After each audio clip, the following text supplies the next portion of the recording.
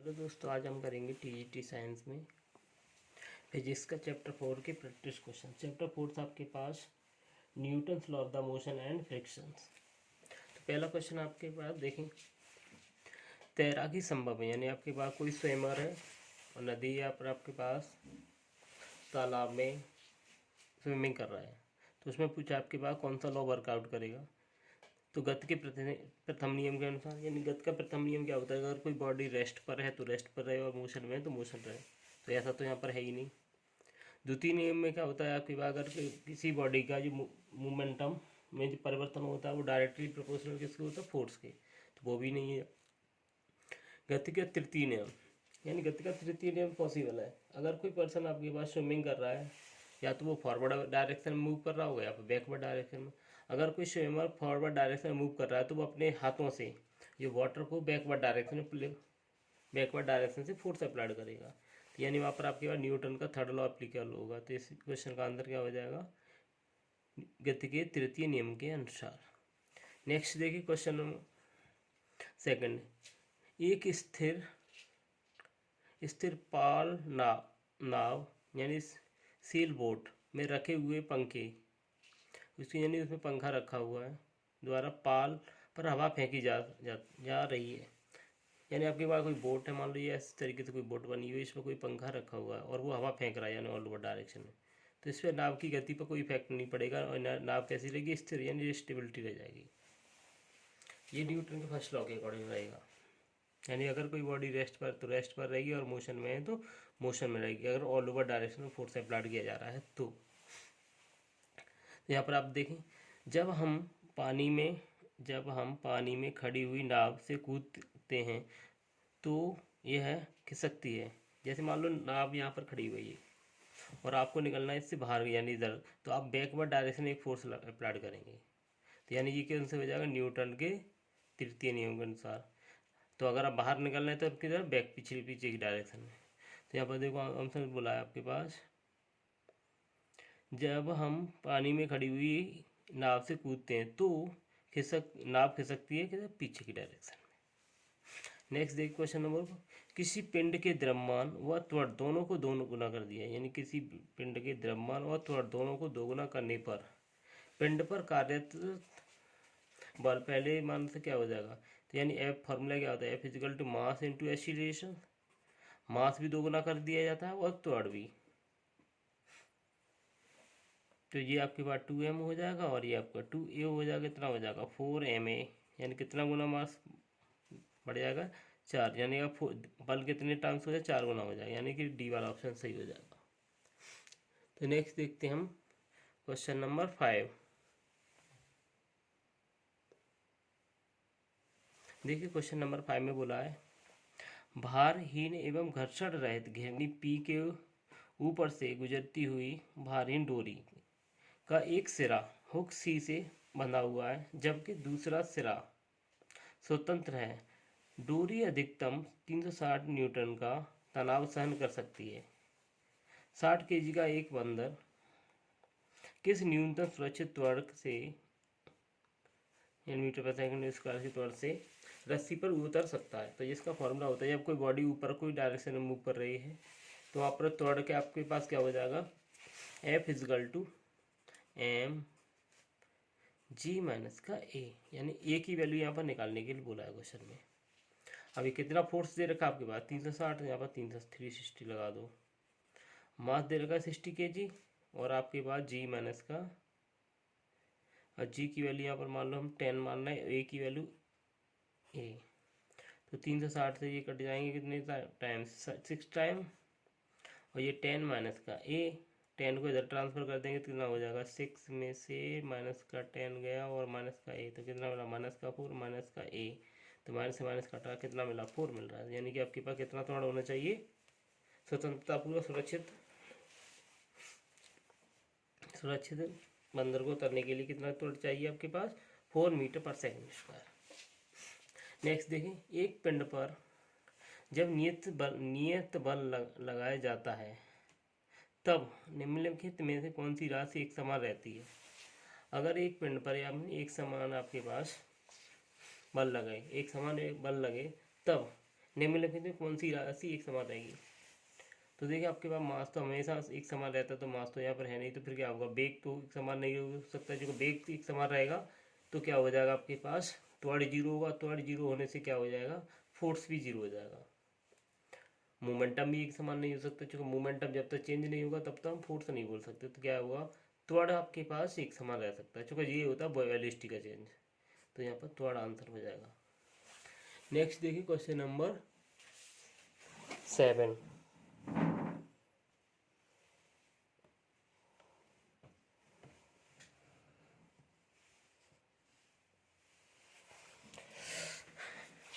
देखिए question number 6 में, एक पिंड पर जब जब नियत बल लगाया जाता है तब निम्न में से कौन सी राशि एक समान रहती है। तो इसमें एक समान रहेगा, यानी वेग आपके पास परिवर्तित होगा और संवेग भी परिवर्तित होगा, या कि इनिशियल से, क्योंकि वेलोसिटी इनिशियल से फाइनल में जाएगा। पर त्वरण आपके पास डिपेंड करता है आपका वेलोसिटी पे, तो ये वेलोसिटी चेंज होगी, इसके अकॉर्डिंग त्वरण आपके पास कैसा रह जाएगा, एक समान रहेगा, यानी त्वरण आंसर हो जाएगा इसका। देखिए नेक्स्ट क्वेश्चन नंबर 7। एक वस्तु जब जब तक त्वरित होती रहेगी जब तक कि उस पर लगने वाले परिणामी बलों का मान घटने लगे, यानी ये तो पॉसिबल नहीं है। उस पर परिणामी बल शून्य हो जाए, ये भी बिल्कुल संभव नहीं है। परिणामी बल उसके घूमने की दिशा के लंबवत हो, ये भी गलत। परिणामी बल का मान लगातार बढ़ता जाए, ये सही है। एक वस्तु जब तक त्वरित रहेगी, यानी कि आपके पास जब तक आप मोशन करती रहेगी, जब तक उस पर लगने वाले परिणामी बल का मान लगातार बढ़ता रहे। चूँकि एफ इजिकल टू क्या होता है, एम वी माइनस का ए बी माइनस का यू अपॉन टी। चूँकि वेलोसिटी अगर लगातार आपकी चेंज होती रहेगी आपके पास, तो उसका और चेंज मीन्स यानी बढ़ती रहेगी, तो आपके पास तो मोमेंटम चेंज होगा, और मोमेंटम चेंज होने से उसका बल बढ़ता रहेगा। और त्वरित गति, इसके इसी गति को हम क्या बोलते हैं, त्वरित गति, यानी वेलोसिटी चेंज होनी चाहिए कंटिन्यूसली इंक्रीजिंग ऑर्डर में। नेक्स्ट देखिए क्वेश्चन नंबर 8। हेलो दोस्तों, नेक्स्ट देखिए क्वेश्चन नंबर 8। एक कार एक समान वेग से घर्षण युक्त सड़क पर गतिमान है। न्यूटन के गति के प्रथम नियम के अनुसार, न्यूटन का प्रथम नियम आपका बोलता है, अगर कोई बॉडी आपके पास गति में है तो हमेशा गति करती रहेगी, अगर कोई बॉडी आपके पास रेस्ट पर है तो हमेशा रेस्ट पर रहेगी। तो इसके अकॉर्डिंग देखिए, कार को इंजन द्वारा कोई बल नहीं दिया जाएगा, यानी कि ये तो गलत हो गया। बल नहीं दिया जाएगा तो वो कंटिन्यूसली मोशन नहीं करेगी। नेक्स्ट देखिए, कार को इंजन द्वारा अवश्य ही बल दिया जा रहा है, यानी ये आपकी बात सही है। और देखते हैं और कोई सही है इसके अलावा। चूँकि अगर कार को इंजन द्वारा लगातार बल दिया जाएगा तो वो लगातार कंटिन्यूसली मोशन करेगी, तो ये न्यूटन के फर्स्ट लॉ के अकॉर्डिंग है। कार में त्वरण उत्पन्न हो जाएगा, चूँकि कार मोशन कर रही है तो त्वरण तो पहले से उत्पन्न होगा, ये तो गलत हो गया। कार की गतिज ऊर्जा में वृद्धि होगी, चूँकि अगर आपके पास लगातार उसकी वेलोसिटी बढ़ रही है तो गतिज ऊर्जा बढ़ेगी, पर ऐसा कुछ यहाँ पर है नहीं। न्यूटन का फर्स्ट लॉ आपके पास रेस्ट और मोशन को बताता है, तो ये आपके इसके अकॉर्डिंग फर्स्ट यानी बी वाला ऑप्शन सही होगा। नेक्स्ट देख, चित्र के अनुसार एक अभितन्न डोरी के सिरे पी व क्यू एक समान चाल यू से नीचे को चलते हैं। घेरनियाँ ए और बी स्थिर हैं। द्रव्यमान एम ऊपर की ओर किस चाल से चलेगा। तो ये आपके पास इसके लिए हमने फॉर्मूला होता है यू अपॉन कॉस थीटा। तो यहाँ पर देखिए आपके पास हॉरिजॉन्टल वर्टिकल आपके पास एंगल बन जाएंगे। तो हाइपोटेन्यूस के लिए हमें वैल्यू निकालनी है, तो ये क्या हो जाएगा, इन दोनों का सम का, ये मान लो आपका ये एल है ये बी है, तो एल स्क्वायर यानी H equal to L square plus B square. इसका हम डिफ्रेंसिएशन कर देंगे with respect to the time, तो ये वैल्यू आपके पास, और एल अपॉन बी को हम मान सकते हैं कॉस थीटा के बराबर। क्योंकि आपका हाइपोटेनियस की बात करें तो ये आपके एंगल यहाँ बन रहा है, एंगल यहाँ अगर बन रहा है तो आपके पास ये हो जाएगा बेस, और ये हो जाएगा बेस और हाइपोटेनियस का हमारे पास कॉस बन जाएगा। तो इसके अकॉर्डिंग आपका डी ऑप्शन बनेगा, जो इसका डिफ्रेंसिएशन करेंगे टाइम के लिए। Question number 10। यदि विराम में स्थित किसी पिंड को गति प्रदान की जाए तो वह सरल रेखा में चलने लगता है। अब यदि उस पर विपरीत बल कार्य करे, तो अगर आपके पास कोई बॉडी है उस पर अगर फोर्स अप्लाइड कर रहे हैं तो बॉडी चलने लगेगी, पर आपने आप मान लो बॉडी आपकी फॉरवर्ड डायरेक्शन में ऐसे चल रही है और इसमें अपोजिट डायरेक्शन आपने फोर्स अब लगाने लगे तो क्या हो जाएगा, उसकी स्पीड क्या कम होगी या तो रुक जाएगी। तो देखते हैं, पिंड की दिशा निश्चित रूप से बढ़ेगी, बिल्कुल गलत है क्योंकि विपरीत दिशा में लगा रहे हैं आप बल, ये तो गलत होगा। पिंड की चाल कम हो जाएगी, यानी ये सही है अभी तक। पिंड उसी चाल से उसी दिशा में चलता रहेगा, ये भी गलत हो गया। उपक्रमण क्यों नहीं, यानी कि बी वाला ऑप्शन सही है इसमें, यानी बी वाले के अकॉर्डिंग क्या आपके पास गाड़ी की चाल कम हो जाएगी जो कि आप विपरीत दिशा में बल लगा रहे हैं। नेक्स्ट देखिए क्वेश्चन नंबर 11। इसमें बोला गया एक मोटर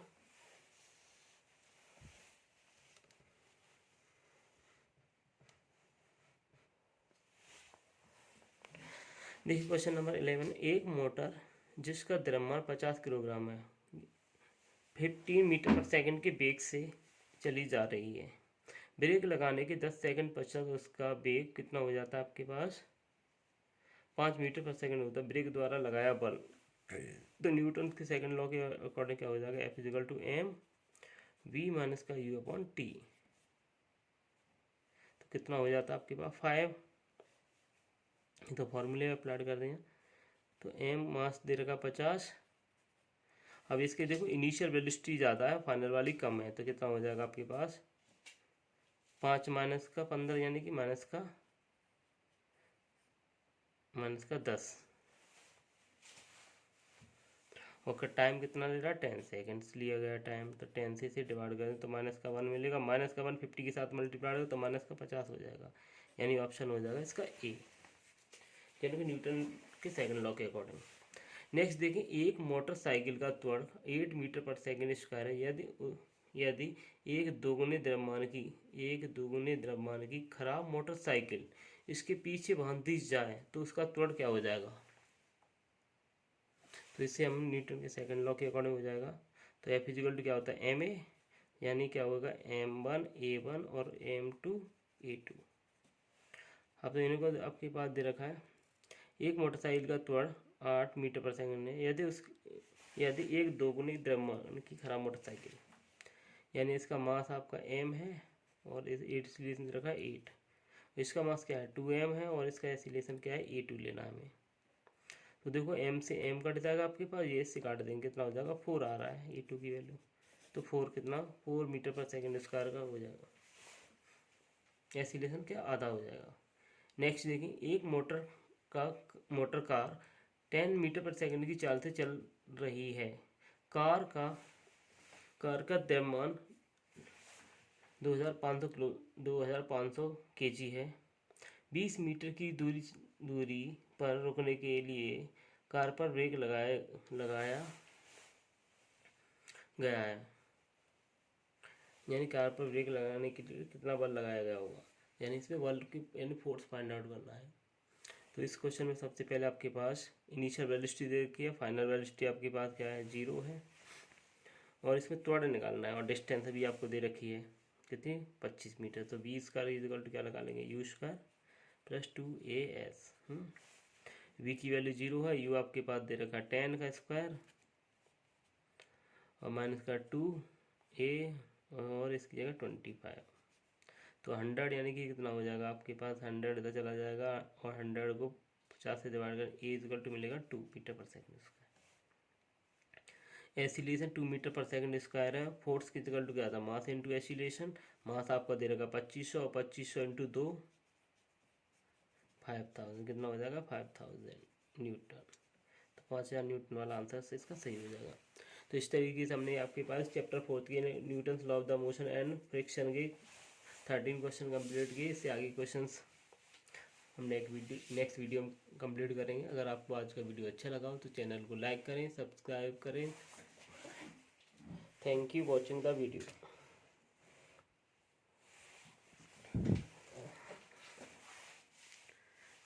तो इसका आपके पास 13 वाले का आंसर कितना हो जाएगा आपके पास 5000 न्यूटन।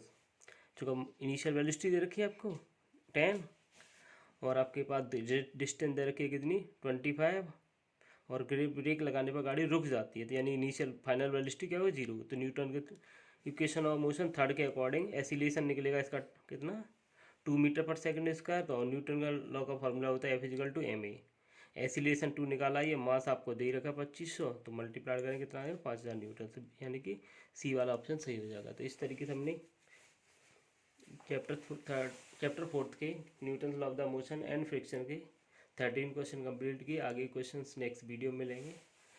अगर आपको आज का वीडियो अच्छा लगा हो तो चैनल को लाइक करें, सब्सक्राइब करें। Thank you watching the video.